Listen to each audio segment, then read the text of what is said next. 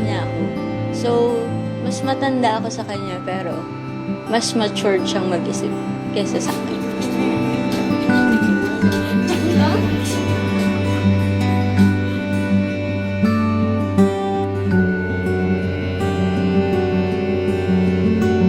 Magaling siya magluto.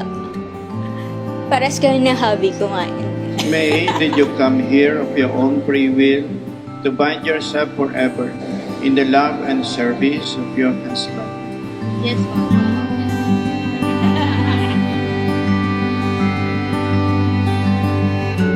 Ikaw naman, B, did you come here of your own free will to bind yourself forever in the love and service of your wife?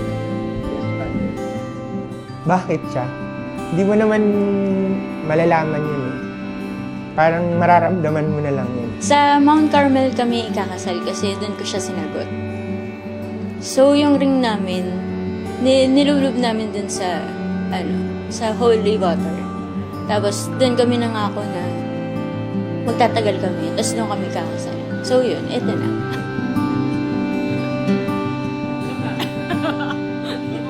Sa pagkumpas ng iyong kamay, aking landas ginagabay.